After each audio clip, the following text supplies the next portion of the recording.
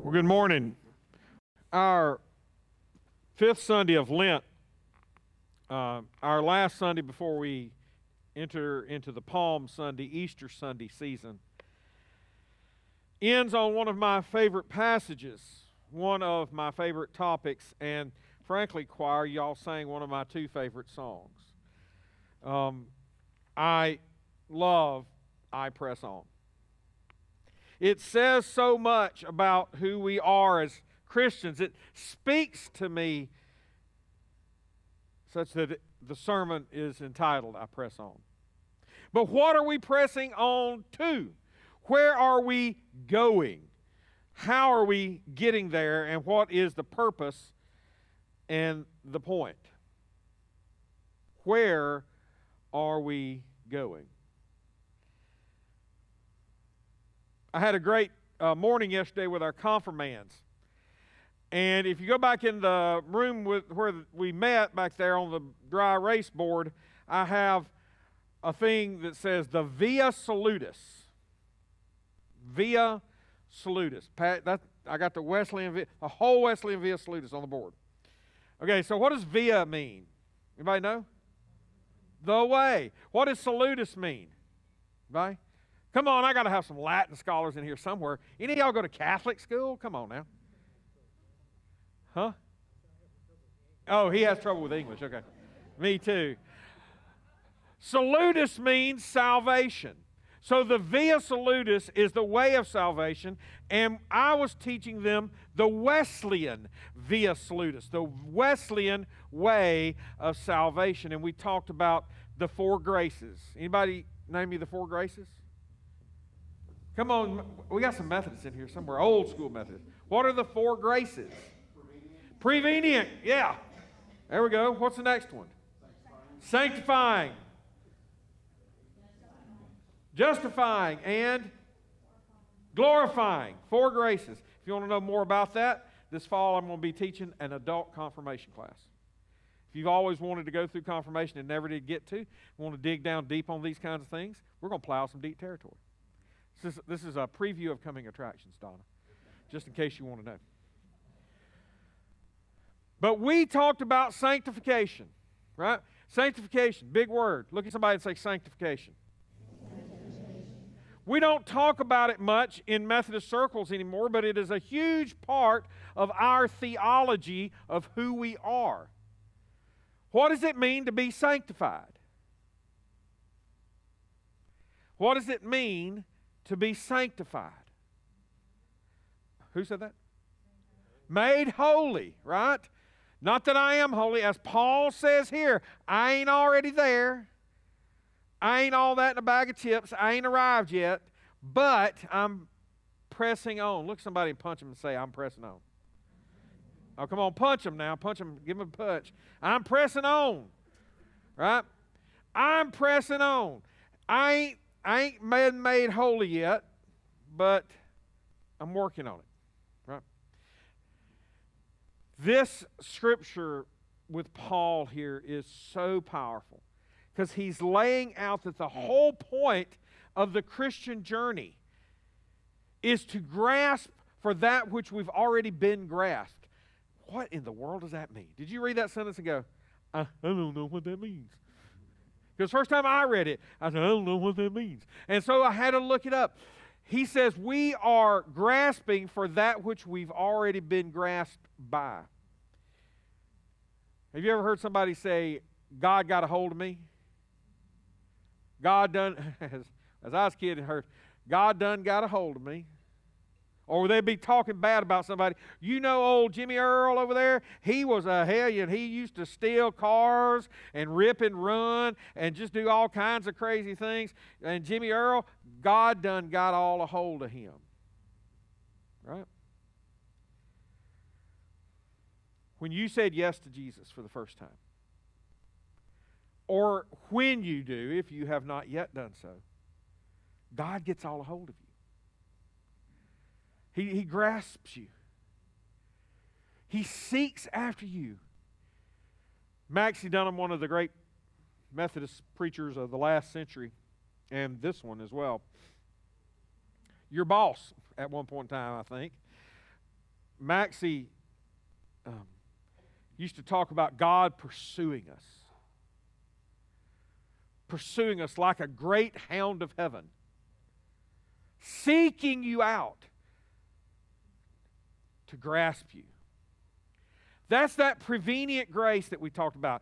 Prevenient meaning the grace of God that goes before us before we even know Jesus. And He is trying to grasp you in His arms. He's trying to wrap His arms around you because He loves you. Look at somebody and tell them God loves them. God loves you, and He is seeking you with all that He can. What lengths would God go to? Tell me, what lengths would God go to seek you out? Amazing. He went to the cross. But even in our day, in our lives, it is amazing what He will do. I told this story yesterday to my youth in the confirmation class. And I've told it at walks to Emmaus, at Cursillos, at happenings, at Chrysalis's. I've never been to Kairos. Maybe that's in my future one day. But I've told this when I gave the talk on prevenient grace. In 1999, I went to work at Getwell Road as their youth pastor. It was a great experience. It was challenging in a lot of ways, but man, I loved it. I was working for a senior pastor named Rob Gill. I was working with an associate pastor named Dana Goff. Michelle Bailey was there and was our choir director. It was just great people, a great staff. I had a lot of fun. I also was working at the conference level in youth ministry, helping out with the conference youth ministry, and I was also heavily involved in something called the Russia Initiative. We were engaged in trying to do ministry in Russia, support pastors, support missionaries. And I was blessed to get to go to Russia in 1999 and 2000 and 2001. In 2001, we carried a group of 30 to 40 youth, I think it was about 38 youth and college-age students. And we put on a summer camp, like Camp Lake Stevens, for Russian children. It's amazing. There's dozens and dozens of stories I could tell you. But the greatest story from my experience in Russia was the year before, when we were looking for a camp.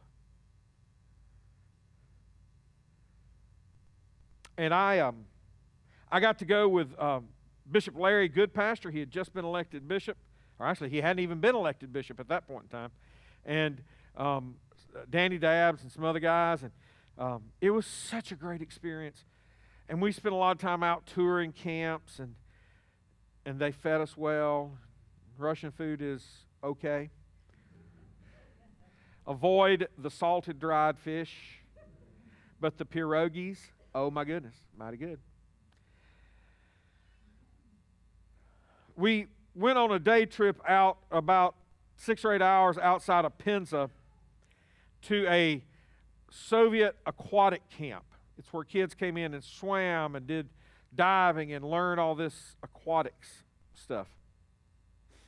And we looked at it, it really didn't fit with what we were trying to do. And we had that day with us a film crew from the local TV station. That was kind of cool. We had bodyguards, as we always did. And we were riding in a limousine, a stretch limousine, which was real nice. It was the local magistrate, the guy that was kind of in charge of their local Duma. And they took us to lunch at this really nice little restaurant downtown. It was a nice town. It's a town of probably around 60,000. And they had this huge basilica, this really, really old Eastern Orthodox basilica. Huge. And it had been used as an ammo storage place during Soviet communism. And there were pock marks on the floor where ammunition would randomly go off. There were 2 elderly ladies there that were nuns that had been made nuns in 1917 prior to communism taking full hold. So they had been in that area doing ministry. They had been forced out of that was their basilica. They were forced out when the communists came to power, and they had been doing ministry in that town and waiting for communism to fall all that time. And now they were back ministering. There was a young priest there, a young Eastern Orthodox priest. I was, at the time, 24, 25. He was about my age. He had a beard down to here. I was jealous. I said, dude, that is a nice beard. And I don't think that translates because he looked at me kind of weird. But it was good. It was full, long. I was like, man, that's a good beard. So we started introducing ourselves, and I said my name, and the translator, Sergey, translated it. And Larry spoke up and said, I'm Larry, good pastor. I'm the senior pastor at Tupelo First United Methodist Church. And the guy with the good beard said, oh, the ladies were crying. And he said, you finally come to check on us.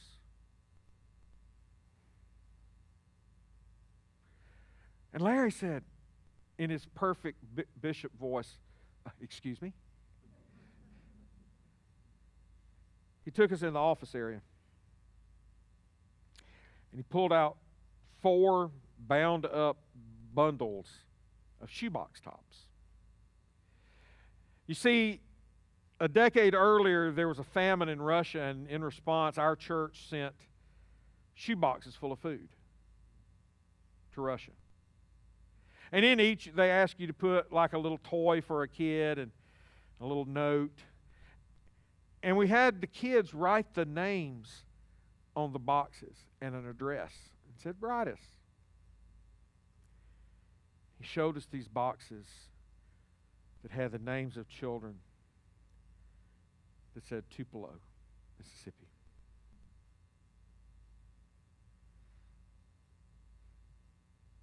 And the children of the kids in children's ministry in that day from Tupelo First had sent boxes and boxes of food to Russia. And they had written back and evidently had not gotten out of so because of their inefficiency, or was just somebody went, eh. But they'd been asking us to come see them. That we, because of those shoeboxes, hundreds of lives were saved. And we looked there, and there were names of kids in the youth group at Tupelo First. Like Reed.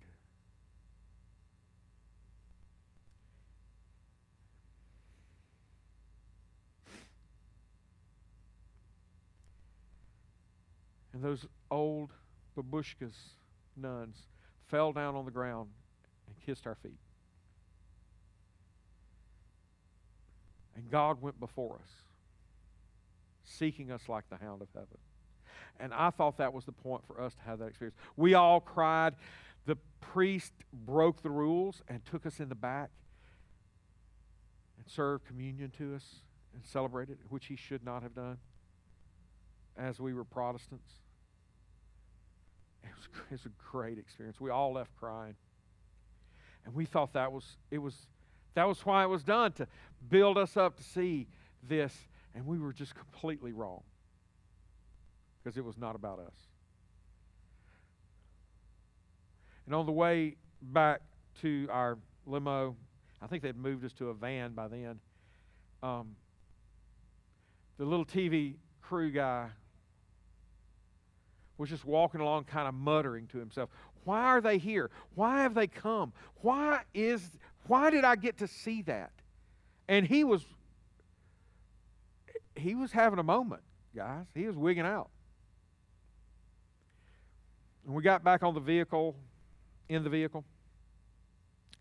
And we could just see that God was doing something. And so we had a couple of 3 hours till we got back to our place we were staying. We, group of us got in the back to pray, and Larry sat in the front with him and talked to him all the way back, answering his questions. He had never been introduced to Christianity, didn't know a thing about Jesus. He grew up in Soviet Russia. He didn't know anything. No experience. When we got back, it was already dark, and we got out, and our guards with their AK-47s and they're big guys. were laughing at him and making fun of him.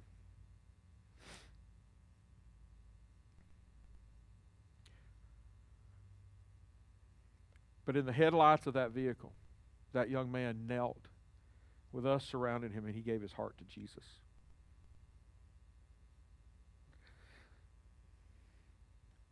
And God sought him out. To have 10 years apart, us showing up. I mean, what are the odds of that? In all of Russia's a big place. What are the odds that Tupelo would end up there with their food and Larry would end up there as the pastor? God sought him out. And I thought that was the point. And I was wrong again. The young man was a TV guy, and he stood. He said, I can't, after he gave his heart to Jesus, he stood and said, I mean, there was just a change in him. He said, I can't do much. I don't have much that I can do, but I can tell stories. I'm really good at telling stories. And we said, bless you, go forth and do that. We didn't know what happened to him until years later. I found out that he went to seminary in Moscow and became a church planter back home in the Black Soil region along the Sura Sea in Russia. He was a church planter and a pastor. And I told this story at an Emmaus years later, and I had a guy stand up and come to me later, a pilgrim, and he said, I've heard that story from him. And he tells it exactly the way you do. That he would seek you out, and that he sent y'all to him, and for the purpose of leading others to Christ.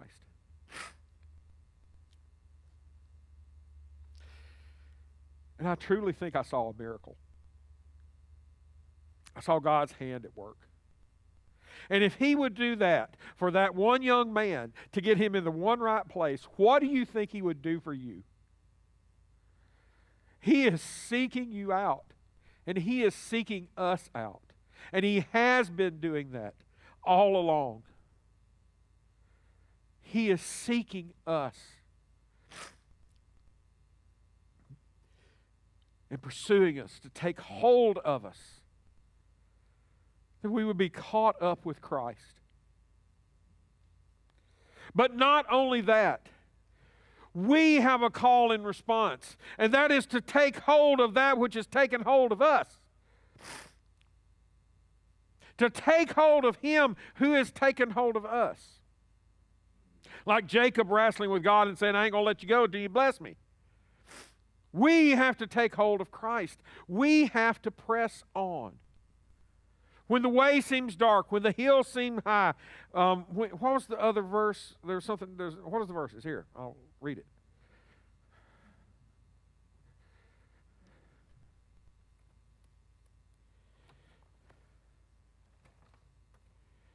When the valley is deep, when the mountain is steep, when the body is weary, and when we stumble and fall, when the road seems so long and the future's uncertain, when our visions don't last,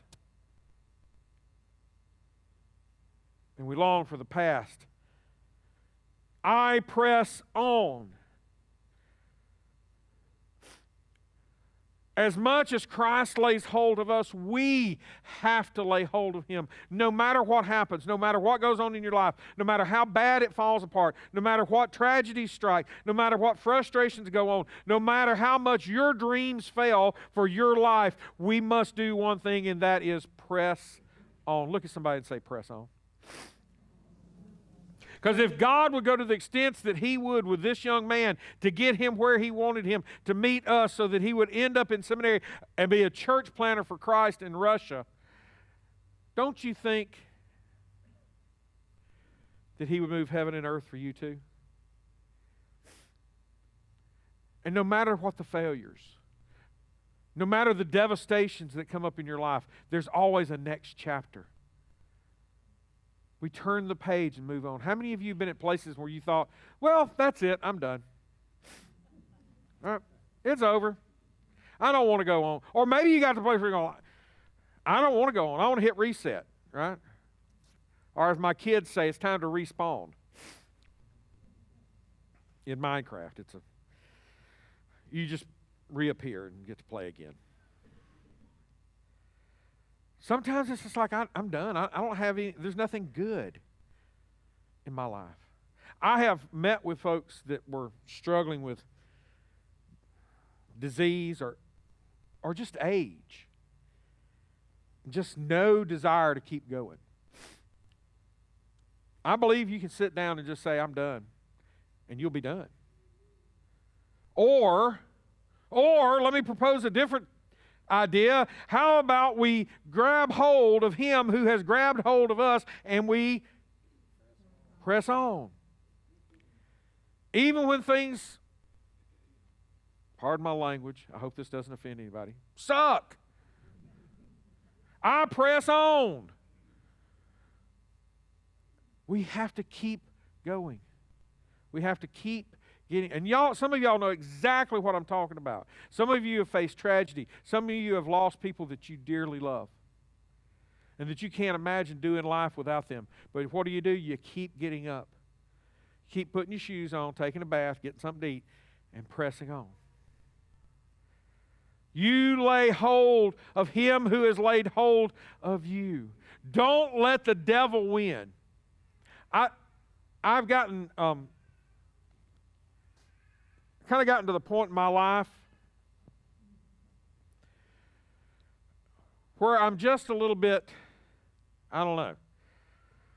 Like, I don't want the devil to win. Like, and I can see what he's doing in my life. I can see when he's, trying to tear things down. And sometimes I can get ahead of it, and sometimes I can't. But I don't want to see him win. Right? Sort of like some of y'all felt about Jeff Gordon back in the day. Sorry. NASCAR fans got that. Right? I don't want to see the devil win. I don't care who else wins in my life, but I don't want the devil to win. I don't want him to tear me down. I don't want to give him one more blessed inch. I don't want to give him one more person or one more soul or one more inch. I don't want him to tear one more thing down in this world. I am done with him. I am tired of him, and I ain't going to stand for it anymore. I'm done. Are you done? Can you be done? Then we keep pressing on. I got a great compliment years ago from a girl who dumped me.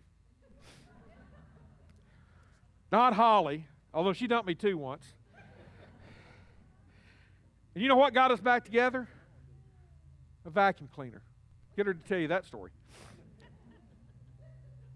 Yes, I held her vacuum cleaner captive. This was a girl back in college. She said, "Sparks, you're a grinder." I said, "What does that mean?" "You're just a grinder." I said, "What is that?" She said, "You just put your head down and just keep coming forward. And I've been trying to send you hints for weeks that this ain't working out, and now I just got to be brutal and say we're broken up." I'm like, okay, so is this forever? Quit grinding. Put your head down and keep pressing on. I and you have to keep pressing on. I'm excited that the Lenten sermon series ends today with this. Keep pressing on. Next week we'll have a baptism. Little Holly. The next week we have another baptism. He's standing right there in the back on Easter Sunday. And then the next Sunday is confirmation. We have one more baptism. It's going to be a great 3 weeks. But I want to end this series today by saying to you, things are going to happen. Wheels are going to fall off. It ain't all going to be perfect. The devil's going to try to tear you down, defeat you, lay you waste like those goons with the AK-47s laughing and making fun of that young man giving his heart to Jesus in the headlights of that vehicle. Don't give him an inch. Don't give him a step. Press on. Press on.